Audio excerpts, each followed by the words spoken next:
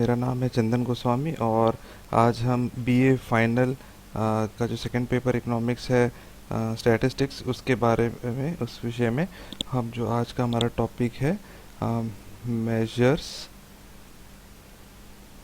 Measures of dispersion, जिसे अपकिरण की माप कहते हैं। इसमें हम आज बात करेंगे प्रमाप विचलन के बारे में। मेरे स्टूडेंट से इस चीज़ के लिए रिक्वेस्ट आ रहा था कि सर आप इस पे वीडियो बनाइए, तो मैं बना रहा हूँ। देखिए, स्टैटिस्टिक्स के बारे में एक बात कही जाती है, लाइज, डैम लाइज और स्टैटिस्टिक्स, यानी कि झूठ, बड़ा झूठ और स्टैटिस्टिक्स। स्टैटिस्टिक्स के जो फिगर्स होते हैं वो कई बार जो होते हैं हमें सही निष्कर्ष में नहीं पहुंचने देते हैं, उसके बजाय हम उसके बिल्कुल विपरीत निष्कर्ष में पहुंच जाते हैं। तो सही टूल का होना भी बहुत ज़्यादा ज़रूरी होता है जब आप स्टैटिस्टिक्स से सही कंक्लूजन, निष्कर्ष निकालना चाहें तो। ठीक है, अब देखिए, इन चीज़ों को समझने के लिए हम दो सेट ऑफ डेटा लेते हैं। इसका नाम रख देते हैं सेट वन और दूसरे डेटा का नाम रख देते हैं set to.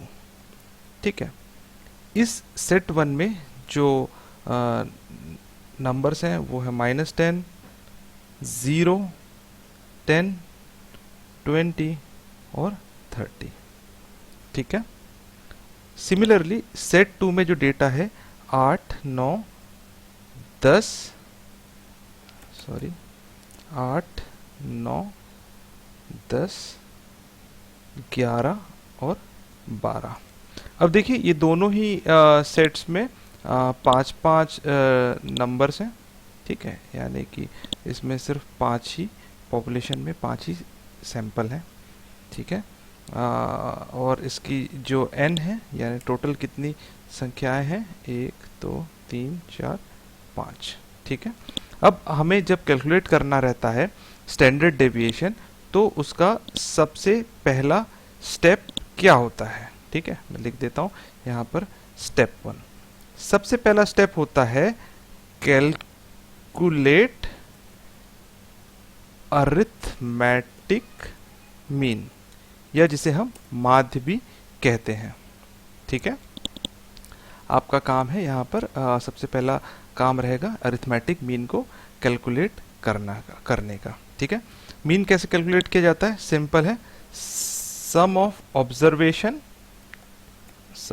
Observations divided by number of observation.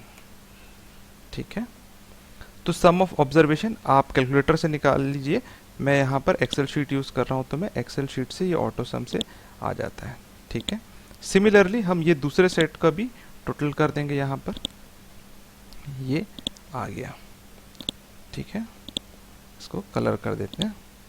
तो इसमें जो सम ऑफ ऑब्जर्वेशंस है वो कितने हैं? वो है 50, और जो इनके नंबर ऑफ ऑब्जर्वेशंस है वो है 5।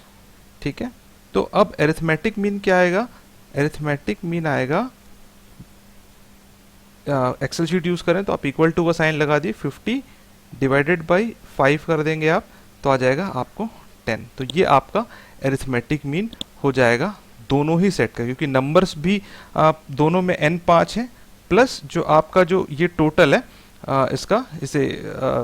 इसका जो टोटल है समेशन ऑफ x, ये भी आपका दोनों का बराबर 50 है। ठीक है, इसके बाद हम आते हैं अगले स्टेप पे, स्टेप 2। ठीक है, स्टेप 2 में हमें क्या करना है? हमें निकालना है कैलकुलेट डेविएशन। ठीक है, ये नाम सुनने में भले ही आपको कठिन लग रहा हो, पर बहुत सिंपल सा स्टेप है, कैलकुलेट डेविएशन फ्रॉम मीन।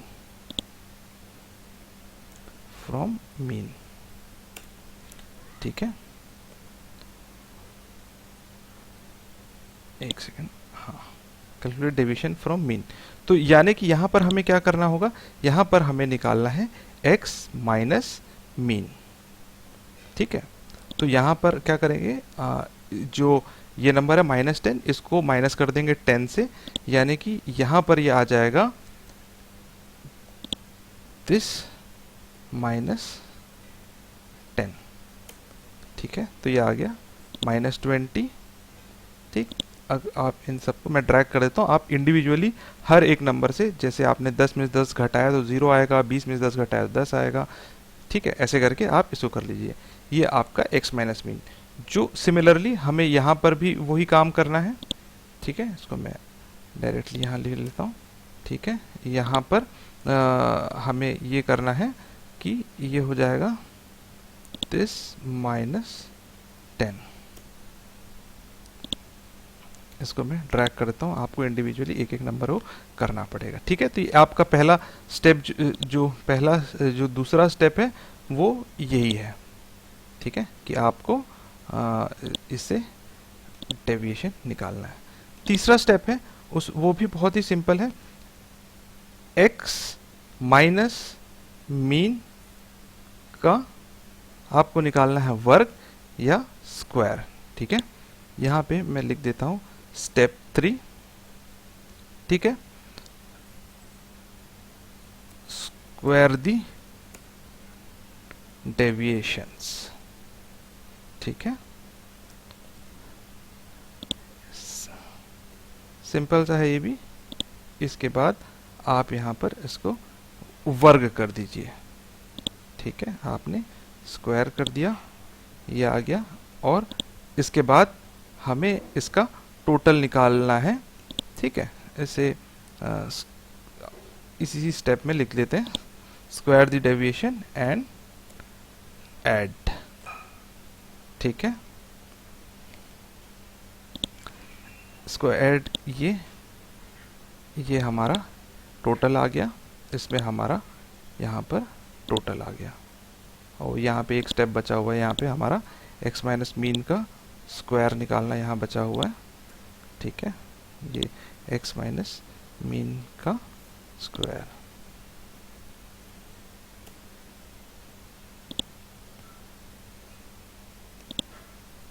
ये आ गया, और इसके बाद हमने इन सब का टोटल कर दिया। ठीक है, ऐसे हम कलर कर देते हैं ताकि कंफ्यूजन ना हो। ठीक है, ये नंबर है और दूसरा नंबर ये है। ठीक है, एंड ऐड। इसके बाद जो अगला चीज़ है उसे स्टेप 4 कहते हैं। स्टेप 4 कह लेते हैं अपन, और उसका वो होता है कैलकुलेट वेरिएंस। देखिए, वेरिएंस को हिंदी में प्रसरण कहा जाता है। आप अगर पेन और पेपर लेके बैठे हैं तो इसको लिख लीजिए। ठीक है, वेरिएंस को प्रसरण कहा जाता है। ठीक है, प्रसरण निकालने का जो तरीका है वो बहुत ही सिंपल है। जो आपने वैल्यू निकाली है, यानी कि x माइनस मीन, ठीक है, और इसका जो आपने स्क्वायर निकाला हुआ है, ठीक है, यहाँ पर सिग्मा का साइन भी आएगा।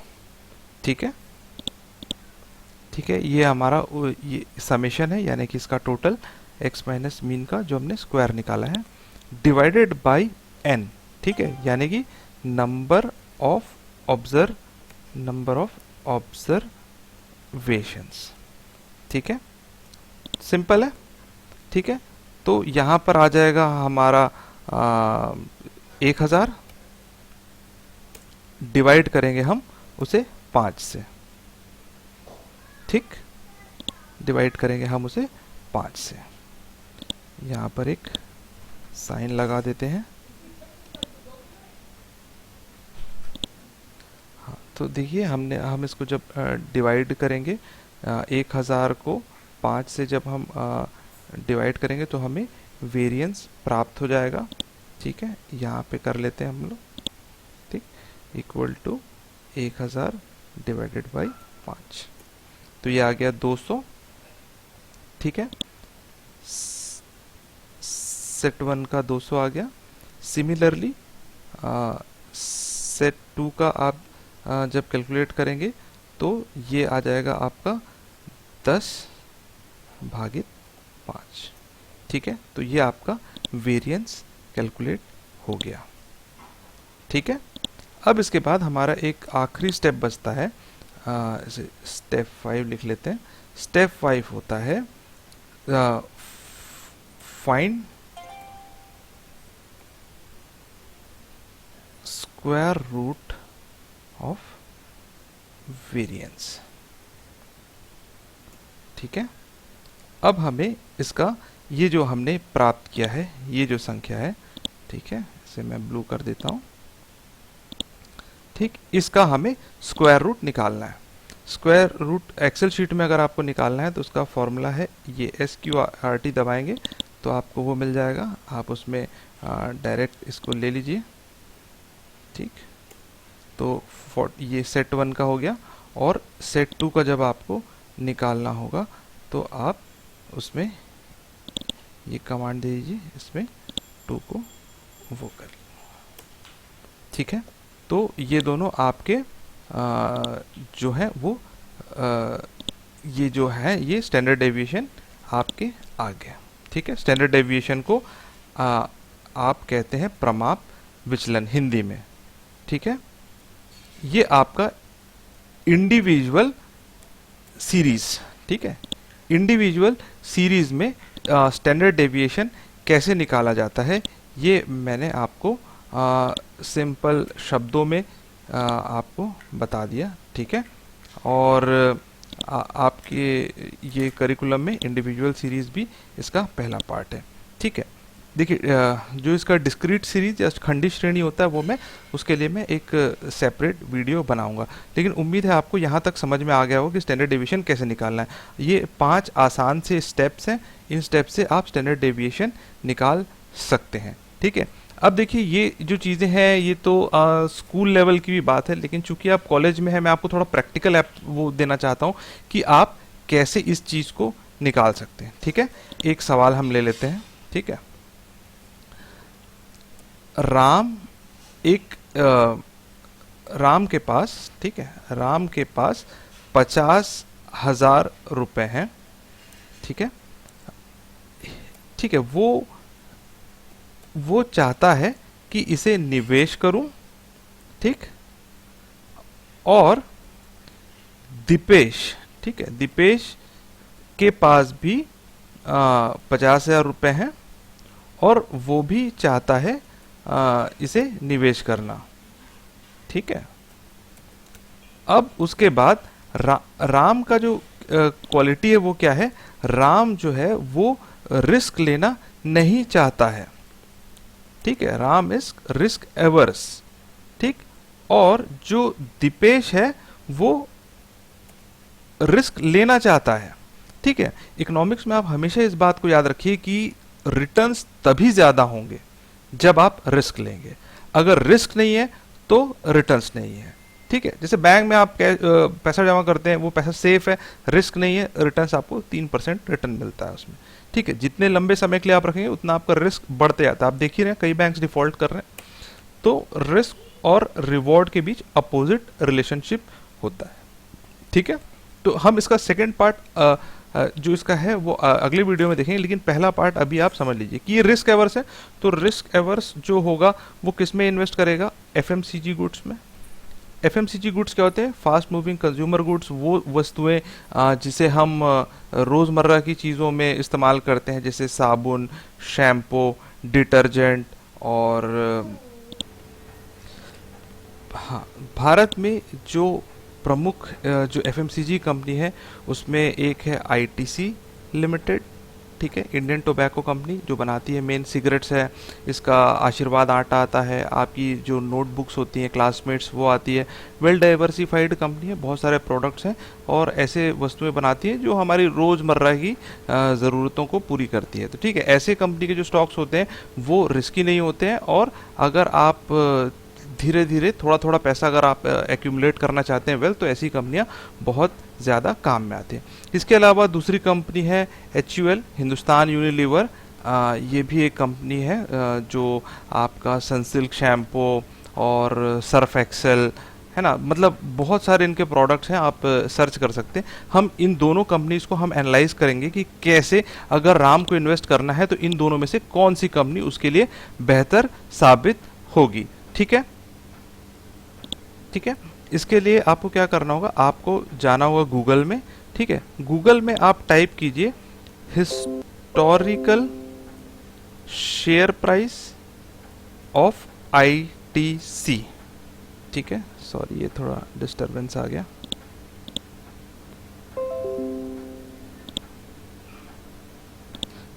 जब आप हिस्टोरिकल शेयर प्राइस आप सर्च करेंगे तो आपको याहू फाइनेंस का ये पेज मिल जाएगा, आईटीसी के शेयर्स हैं जिसमें उसकी फ्रीक्वेंसी दी हुई है। आप चाहें तो डेली भी कर लेते हैं, लेकिन मैं आपको समझाने के लिए मंथली उस पर आपको समझा रहा हूँ। ठीक है, आपने इसे क्राइटेरिया को मंथली किया, ठीक है, और उसके बाद ये मंथली आपके पास डेटा आ गया पिछले 1 साल का। आप इस फाइल को डाउनलोड कर लीजिए। ठीक है, ये फाइल डाउनलोड हो रही है, ठीक, और मैं इसे डेस्कटॉप पे ही सेव कर देता हूँ। ये फाइल डाउनलोड हो गई। ठीक है, इसी के साथ साथ हम कर लेते हैं HUL के भी। ठीक है, HUL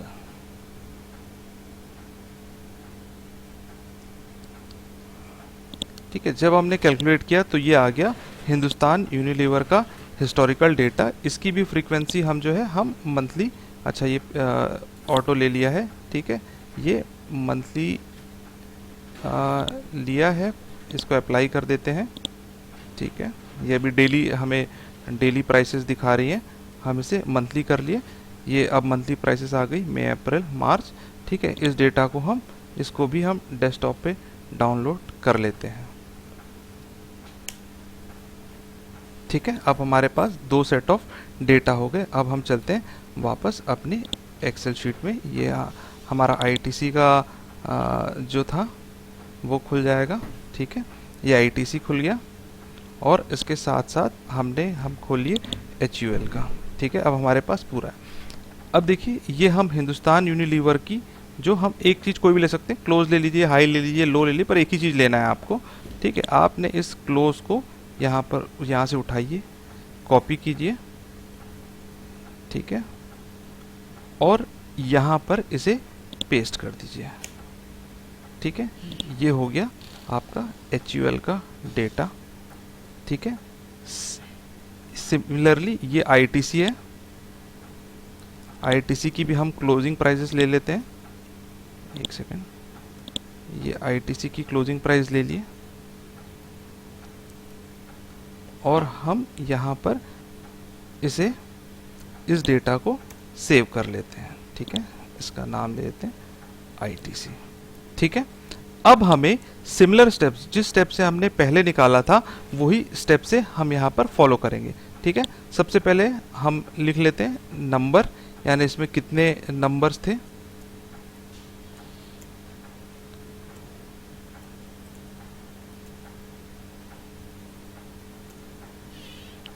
ठीक है, पिछले 11 महीना का डेटा था। उसके बाद हमारा स्टेप 1 क्या है, हम सबसे पहले इसका ये x है, समेशन ऑफ x कैलकुलेट कर लेंगे।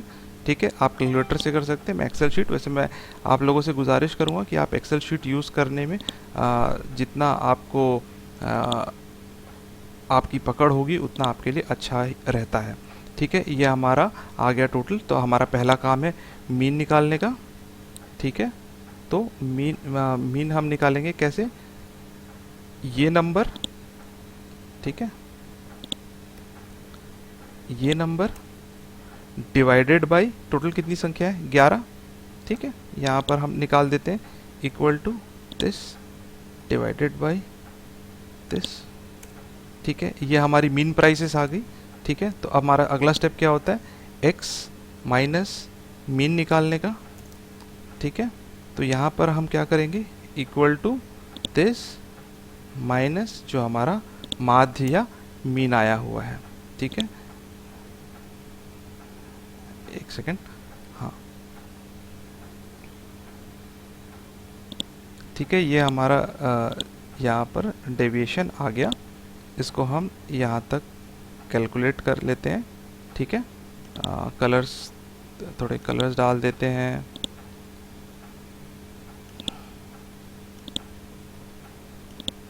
ताकि ये हमें टोटल दर्शा सके।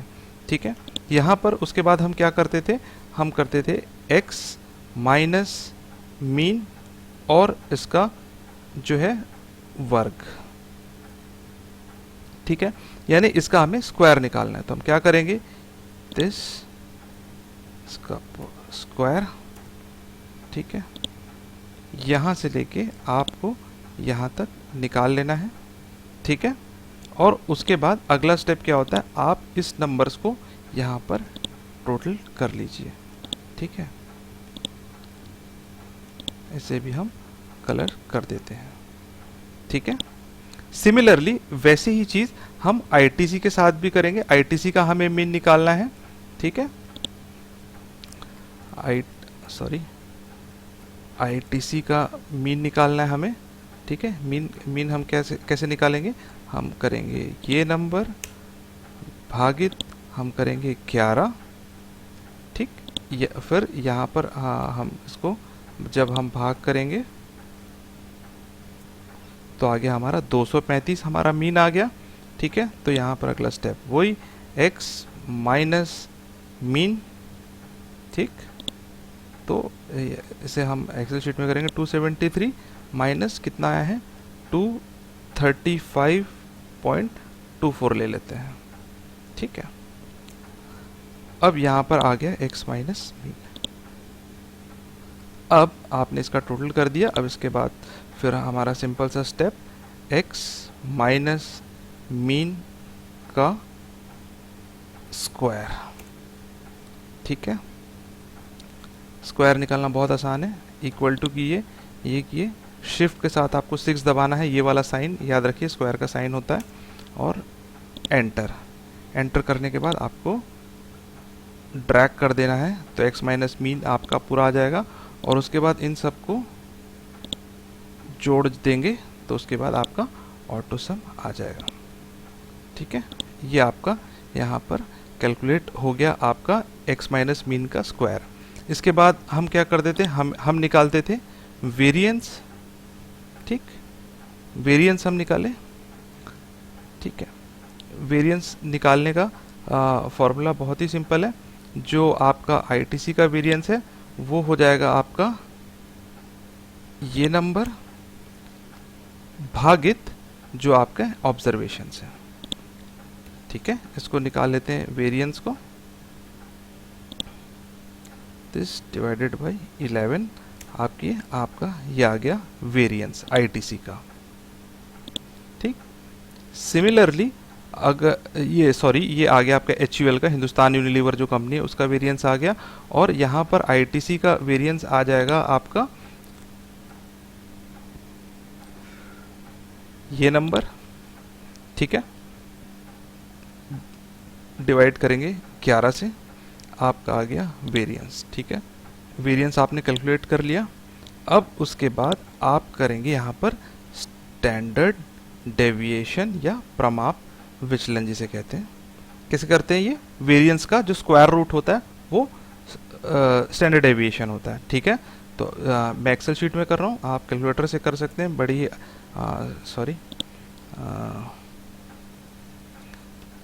यहाँ पर आप ये वाला, ठीक है, इसमें आप वेरिएंस का नंबर करेंगे और ब्रैकेट को बंद कर देंगे, तो आ जाएगा आपका 172.13। ठीक है, सिमिलरली आप यहाँ पर भी स्क्वायर रूट, और ये इसमें आपका जो स्टैंडर्ड डेविएशन है वो 172 आया है, और यहाँ पर आपका जो स्टैंडर्ड डेविएशन है वो 32.61 आया है।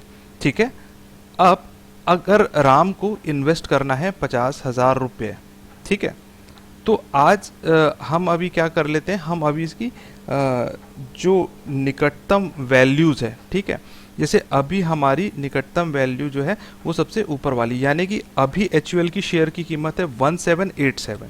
ठीक है, तो अगर राम 50,000 रुपये के एचयूएल के शेयर लेता है, ठीक है, राम 22 एचयूएल शेयर वर्थ ₹50,000। ठीक है, तो कितने शेयर आएंगे उसके पास, आप देख लीजिए, 50,000 डिवाइड करेंगे आप 1787 से, ठीक है, तो आपके पास लगभग 28 शेयर आएंगे। ठीक है, लगभग 28 शेयर आपके पास आ जाएंगे, इसको राउंड में कर लेते हैं। ठीक, वैसे ही अगर वो आईटीसी के शेयर लेता है तो आईटीसी के कितने शेयर आएंगे, 50,000 भागित ये आईटीसी के शेयर की प्राइस चल रही है 273। ठीक है, तो लगभग आपके पास 183 शेयर आएंगे। ठीक है, अब इसमें हम बात करेंगे कि मैक्सिमम रिस्क कितना हो सकता है। ठीक है, इसमें जो स्टैंडर्ड डेविएशन है वो 172 का स्टैंडर्ड डेविएशन है। ठीक है, अब शेयर की कीमत कितनी चल रही है, 1787। ठीक है, ये वाला पॉइंट मैं इसको हाईलाइट कर देता हूं। ठीक है, और इसमें ये वाला हाईलाइट कर देता हूं। अब 1787 के वो शेयर खरीदता है और उसका जो स्टैंडर्ड डेविएशन कितना है हमारा 172। ठीक है, तो 1787 माइनस 172 इतनी हमें लॉस होने की संभावना है। ठीक है, हमारे देखिए पूरा चीज इसमें संभावनाओं पे बेस रहता है। ठीक है, 1787 माइनस 172 अगर आप करेंगे तो आ गया आपका 1615।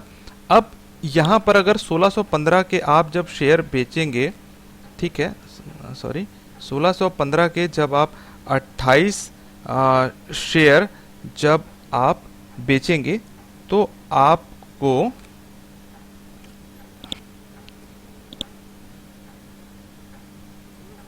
1615 के आप बेच रहे हैं यहाँ पर 28 शेयर, तो आपको सॉरी एक मिनट,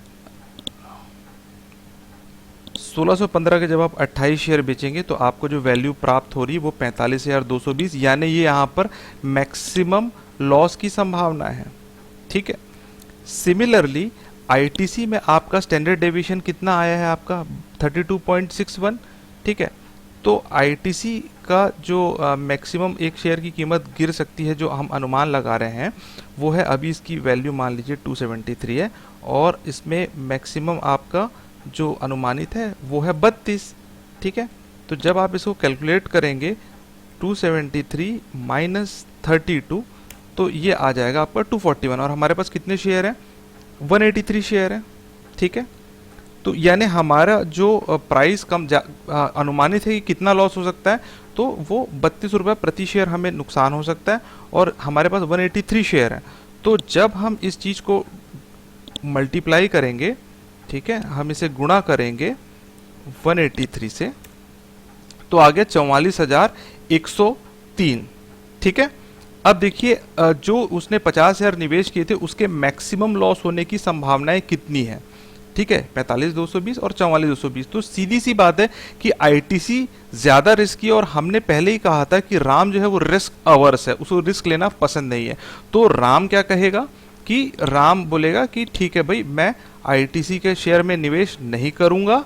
ठीक है ना, मैं आईटीसी के शेयर में निवेश नहीं करूंगा और उसके बदले में हिंदुस्तान यूनिलीवर के शेयर लूंगा। ठीक है स्टूडेंट, इसके बाद नेक्स्ट पार्ट में हम डिस्क्रीट सीरीज की बात करेंगे, पर मेरा जो पॉइंट है वो पॉइंट यही है कि देखिए, अगर आप कल को इकोनॉमिस्ट बनते हैं, ठीक है, और अगर आपको अपने आप को डेवलप करना है, आप इंटरव्यू देने जाते हैं, वहाँ एक बंदा है जिसे सिर्फ स्टैंडर्ड डेविएशन निकालने आता है, लेकिन आपको एक्सेल शीट में अगर आपको काम आता है तो डेफिनेटली जॉब में आपको प्रेफरेंस मिलेगी।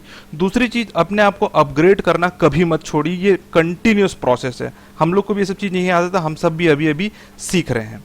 और एक बात आप लोग को बता दूं कि देखिए, ये एक छोटा सा रिसर्च पेपर हो गया है। मान लीजिए एक रिसर्च पेपर है जिसका टॉपिक है विच, ठीक है, who is better friend in trouble times. ठीक है, अ comparative study between FMCG stocks of India.